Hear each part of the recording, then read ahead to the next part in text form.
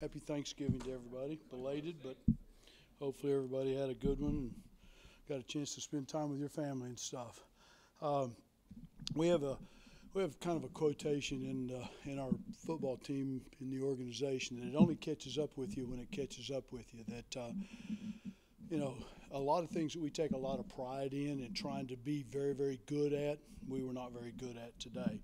We went uh, we went 13 games last year and 12 games this year without ever having a blocked punt. And we take a lot of pride in practicing and making sure, and obviously today you get a blocked punt for a touchdown. It's difficult to overcome that. I think the statistics say it's like 75% that if you get a blocked punt that's for a touchdown, chances of winning are very difficult. And kids fought back to put ourselves in a position to maybe try to pull this off. But missing field goals, getting a punt blocked, those kinds of things, and a pick six, it should have been a rout.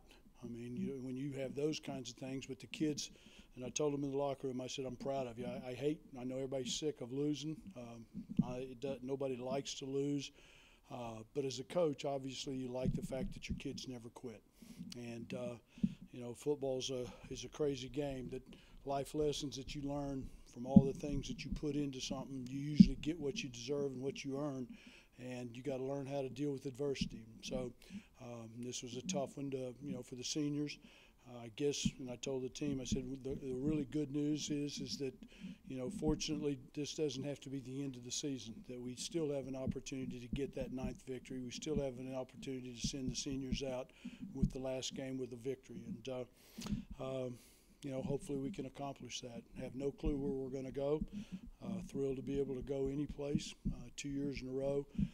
For those of you, I told we had a senior appreciation night last night at the hotel, and we talked about this group of seniors that it's hard to separate them from last year's seniors. That when you take over a program, and I remember standing at this podium and facing those kids back in the very first team meeting that I had 2 years ago in 2016, and every single kid in that room, no matter whether they were walk-ons or scholarship players or whatever, they were willing to buy in and change the culture and put us in a position to create opportunities like we had today.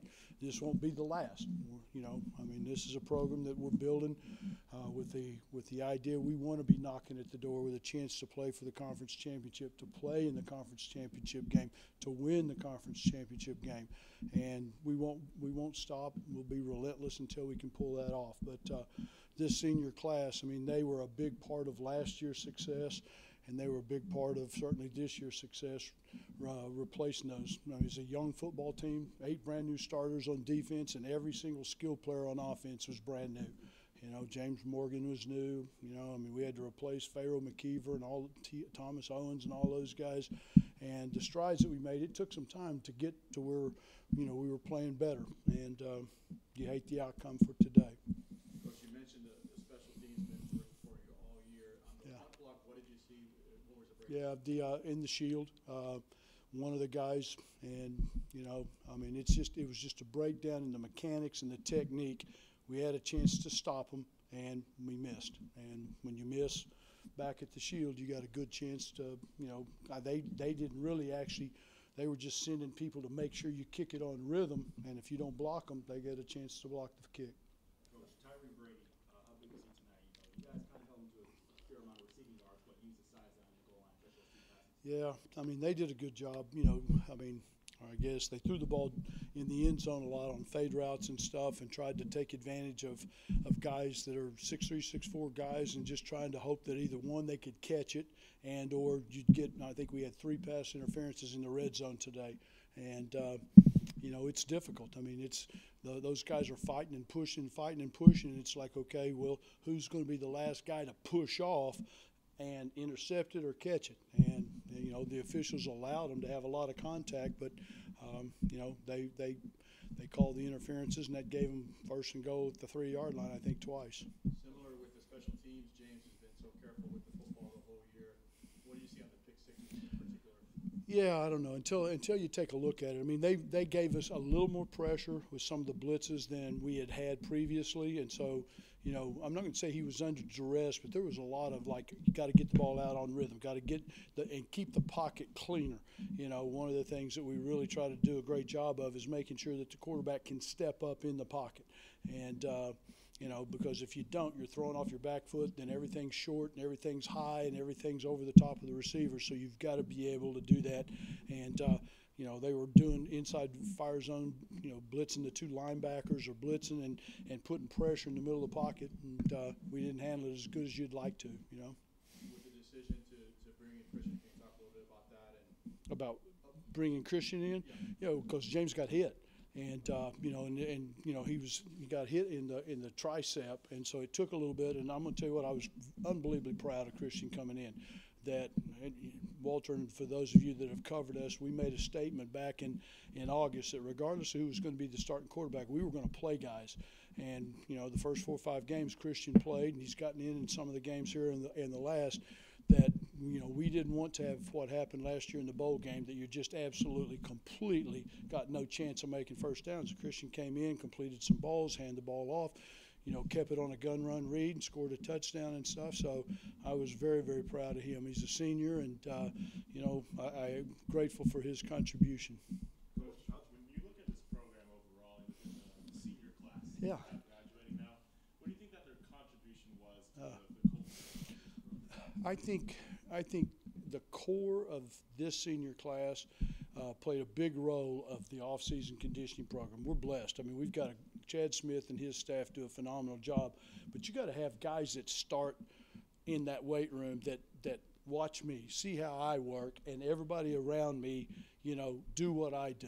And those 4 offensive linemen do a great job. Emmanuel Lubin, I mean, we got some really good guys. Anthony Johnson, guys, I mean, he's as good a leader as you could ever ask with the defensive line. And, it's kind of ironic that group has got good players at almost every single position. And I'm grateful. I mean, he doesn't get much credit a lot, but C.J. Wharton, you want to talk about a contribution for a guy that transferred from the University of Florida that felt like, coming here, getting a chance to play.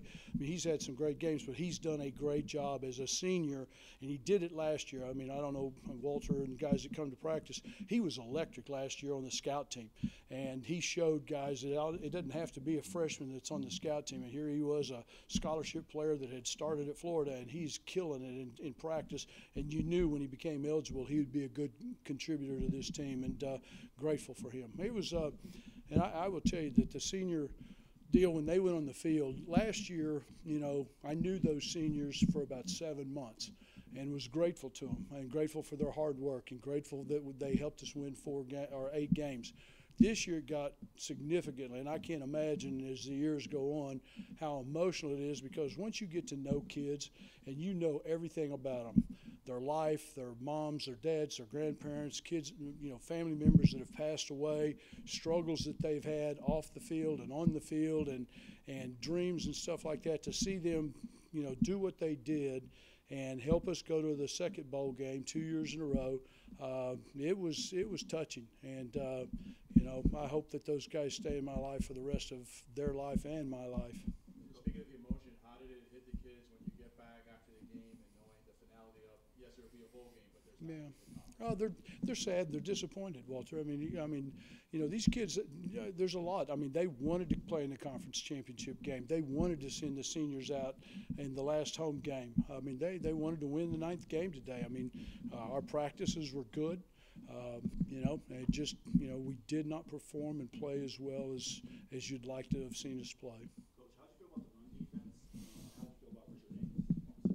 How do you feel about Richard Dames, well, he continues to make plays. I mean, he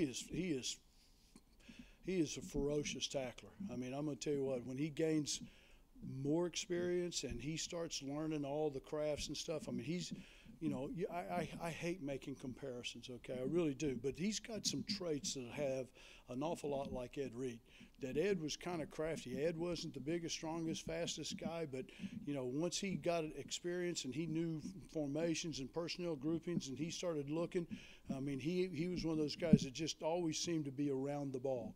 And, he's got a lot of those kinds of things coming out of high school. Both of those twins, I mean, the two of them, I mean, I think one had 6 interceptions and the other had 5 in their senior year. I mean, they've got a nose for being around the ball. So they got a huge upside.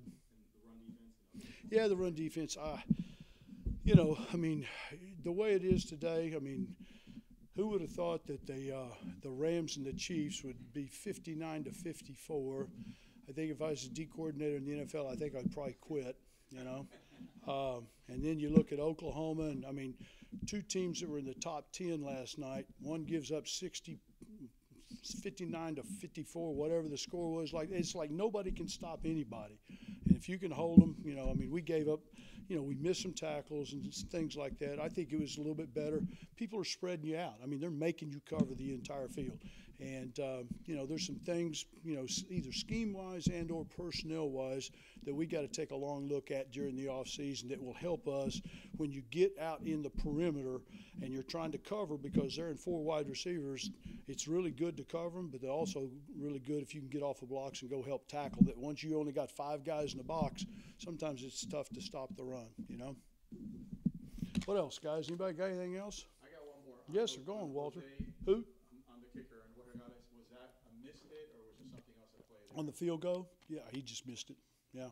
Nope, just, you know, and it's one of those things. I mean, he's about as dependable, you know, you know, when you coach a long time, I've been blessed. I'm going to tell you what, I don't think I've ever coached any place that I didn't have.